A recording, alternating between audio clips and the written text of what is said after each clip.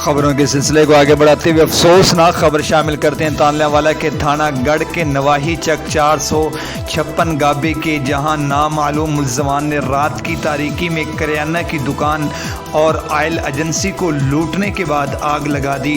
चौथी बार लूटने वाला सलीम नामी दुकानदार बिलबिला उठा। इस मौके पर उनका क्या कहना था, सुनते हैं अली हसन साबरी की इस रिपोर्ट में। मेरे नाम सफर इकबाल है, जो तो ही बलदबीर खां जी है, मेरा सक्का भांजा जी। ये चौथी दफ़ा जी करियाने की तेल की एजेंसी है जी। चौथी दफ़ा गई है, कभी अग लाई ने, उस पहले भी लाई ने, इस वजह से लखों का नुकसान भी कर गए थे, पैसे भी ले गए। 2 बारी पहले चोरी की ने, रपटा भी हैं थाने से, मगर चोर होते आज तक पकड़े नहीं गए। बहुत बड़ी ज्यादती है सदे ना, देख लो मौका सारे सारा ब्लॉक खुला है जी। आपको किसी पर शक भी है कि ये कौन कर सकता है? गांव में 100 मसले मसाइल होते हैं ना, बिरादरी बेस पे भी कोई ऐसा सानू जी कोई शक नहीं जी, ना साड़ी किसी ने कोई जाती दुश्मनी है, ठीक है ना जी। ते बाकी जेडे क्रिमिनल लोग हैं, महकमे का काम होंगे जी, उन्होंने को ट्रेस करें। चौथी वार तो कोई एक तो है नहीं, पहली की FIR भी नहीं हुई, कोई रपटा है जी, FIR नहीं हुई।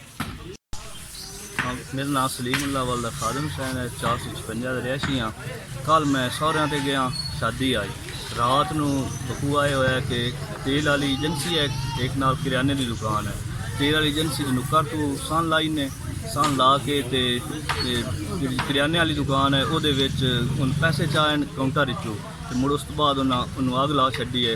तकरीबन 3-3.5 लाख का नुकसान होया है। इस तो पहले एक बारी इस तो पहले भी आग लगी है, उस तो 2 दफ़ा पहले चोरी हुई है।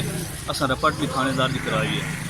पुलिस वालों ने आपके साथ तावन किया या नहीं? हाँ, पुलिस वाले रपट दर्ज की है, आज मौका वेख्या ही ने, लेकिन उस बाद उन्हें कोई गलबात नहीं की। जो पिछली वारदातें हैं उनकी FIR भी नहीं हुई? हाँ नहीं, FIR नहीं हुई। FIR भी नहीं हुई? नहीं, रपट हुई है लेकिन FIR नहीं हुई।